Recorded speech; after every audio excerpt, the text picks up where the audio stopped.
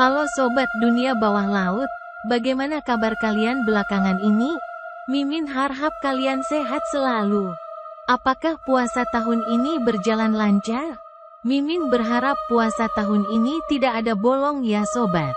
Kali ini kita akan membahas tentang satu spesies hewan yang cukup unik dan juga mengerikan. Hewan ini bernama lobster yeti atau kepiting yeti. Ternyata yeti tidak hanya memiliki bentuk seperti manusia saja, tetapi ada dalam wujud kepiting juga loh. Bagaimana, apakah kamu penasaran tentang makhluk spesies ini? Mari kita simak penjelasannya berikut. Lobster yeti atau Kiwa hirsuta adalah krustasea yang ditemukan pada tahun 2005 di Samudra Pasifik Selatan. Dekapoda ini, yang panjangnya kira-kira 15 cm, 5,9 inci. Terkenal karena banyaknya setae pirang halus, menyerupai bulu, yang menutupi periopoda, kaki dada. Termasuk cakar, penemunya menjulukinya sebagai lobster yeti, atau kepiting yeti. K. hirsuta ditemukan pada bulan Maret tahun 2005 oleh kelompok yang diorganisir oleh Robert Friedgenhoek dari Institut Penelitian Akuarium Monterey Bay di Monterey, California. Michel Segonzac dari Ifremer dan ilmuwan sensus kehidupan laut menggunakan kapal selam DSV Alvin yang beroperasi dari RV Atlantis.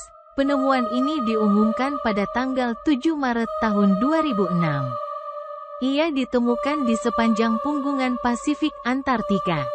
1.500 km, 930 mil, selatan Pulau Pascha, pada kedalaman 2.200 meter, 7.200 kaki, hidup di ventilasi hidrotermal.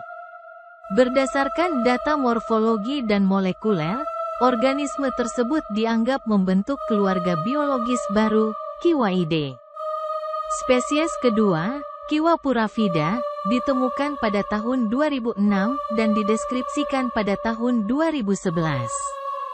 Kepiting yeti hidup di ventilasi hidrotermal, yang berada jauh di dalam lautan. Ventilasi ini menyediakan air panas, yang membentuk lingkungan tempat tinggal kepiting ini. Kepiting mengatur ekosistemnya dengan menggunakan lengannya yang berbulu untuk mengumpulkan racun yang dikeluarkan dari ventilasi hidrotermal.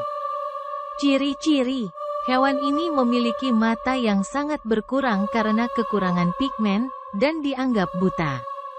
Penjepit berbulu ini mengandung bakteri berserabut, mungkin digunakan makhluk tersebut untuk mendetoksifikasi mineral beracun dari air yang dikeluarkan oleh ventilasi hidrotermal tempat ia tinggal. Proses ini dikenal sebagai kemosintesis.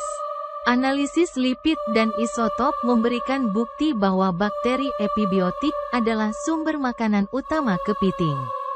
Dan K. purafida memiliki setae, rambut, yang sangat termodifikasi pada rahang atas ketiga, pelengkap mulut, yang digunakan untuk memanen bakteri ini. Kepiting yeti menerima sebagian besar nutrisi penting dari bakteri episimbiotik kemosintetik yang tumbuh pada setae mirip rambut. Bakteri episimbiotik kemosintetik ini dapat ditemukan tumbuh di berbagai area permukaan ventral dan juga pelengkapnya. Proteobakteri epsilon dan gamma yang dibudidayakan oleh spesies rembesan metana ini berkerabat dekat dengan epibion dekapoda ventilasi hidrotermal. Alternatifnya, ia mungkin karnivora, meskipun umumnya dianggap memakan bakteri. Meskipun sering disebut sebagai lobster berbulu di luar literatur ilmiah. Kiwa hirsuta adalah lobster jongkok. Lebih dekat kekerabatannya dengan kepiting dan kelomang dibandingkan lobster sejati. Istilah lobster berbulu lebih umum digunakan untuk famili Synaxidae. Kepiting yeti ditemukan dalam keluarga yang baru ditemukan bernama Kiwaidae. Keluarga ini berkait rapat dengan dua keluarga, epsilon dan gamma proteobacteria. Kiwa hirsuta menunjukkan strategi reproduksi yang unik. Tidak seperti krustasea lainnya, Betina dari spesies ini membawa telurnya dalam struktur pengeraman khusus di perutnya. Telurnya menempel pada setae, dan betina merawatnya hingga menetas menjadi larva. Metode pengasuhan orang tua ini merupakan ciri khas organisme laut dalam. Studi genom Kiwa hirsuta telah memberikan wawasan tentang sejarah evolusi dan adaptasinya terhadap lingkungan ekstrim ventilasi hidrotermal.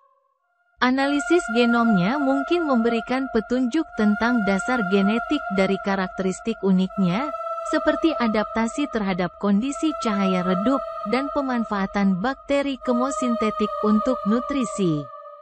Studi tentang dinamika populasi Kiwa hirsuta terus dilakukan untuk memahami faktor-faktor seperti ukuran populasi, laju pertumbuhan, dan potensi ancaman terhadap habitatnya. Upaya konservasi juga sedang dieksplorasi untuk mengurangi dampak penambangan laut dalam dan aktivitas manusia lainnya terhadap ekosistem ventilasi hidrotermal tempat tinggal kepiting ini. Pengamatan terhadap Kiwa hirsuta di habitat aslinya telah memberikan informasi berharga tentang perilakunya. Misalnya, para peneliti telah mendokumentasikan interaksi antar individu, termasuk potensi perilaku kawin dan dinamika sosial dalam populasi yang tinggal di sekitar lubang hidrotermal. Sekalian penjelasan dari Mimin tentang lobster yeti ini, semoga kalian memahami penjelasan dari Mimin. Sampai jumpa di pembahasan selanjutnya.